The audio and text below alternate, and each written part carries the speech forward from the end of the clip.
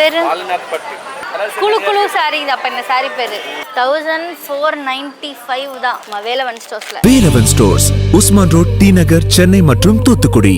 தமிழர் ஆட்சி பார்த்துட்டு இருக்க எல்லாருக்குமே வணக்கம். சீமான் அவர்கள் இப்போ வந்து 2 திரைப்படங்களில் நடிக்கிறாரு அப்படின்றது ஒன்று இருக்குது. ஒரு கைதியின் டைரி அப்படின்னு சொல்லிட்டு சாந்தனா அவர்கள் நடிக்கிற படத்தில் வந்து சீமான் அவர்கள் மிக முக்கியமான ஒரு கதாபாத்திரத்தில் நடிக்கிறாரு அப்படின்றது ஒன்று இருக்குது. அதே மாதிரி செய்யோன் திரைப்படத்தில் சீமான் அவர்கள் வந்து முருகரா நடிக்கிறாரு அப்படின்ற மாதிரியான விஷயங்களை சொல்லியிருக்காரு. சிவகார்த்திகேயன் அவர்களும் சீமான் அவர்களும் கை கோர்க்குறாங்க இந்த ப்ராஜெக்ட்ல அப்படின்றதும் ரொம்ப மகிழ்ச்சியான விஷயமா இருக்கு அப்படின்றது ஒன்று இருக்கு.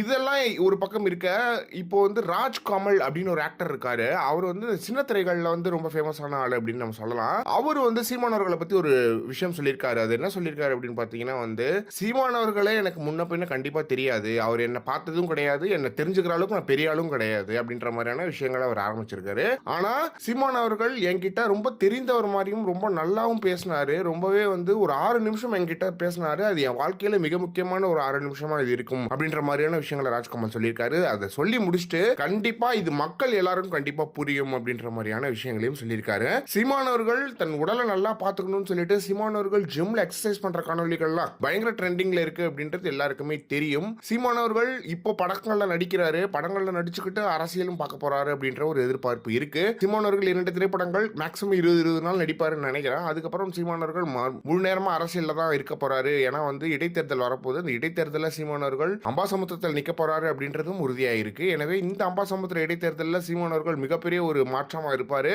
சீமான் அவர்கள் உள்ள போகணும்னு எல்லாருமே எண்ணிக்கிட்டு இருக்காங்க, எல்லா மக்களும் எண்ணிக்கிட்டு இருக்காங்க அப்படின்றது எந்த ஒரு மாற்றமே கிடையாது. எனவே இதை பத்தி என்ன நினைக்கிறீங்க அப்படின்றத மறக்காம கமெண்ட் பாக்ஸ்ல சொல்லுங்க.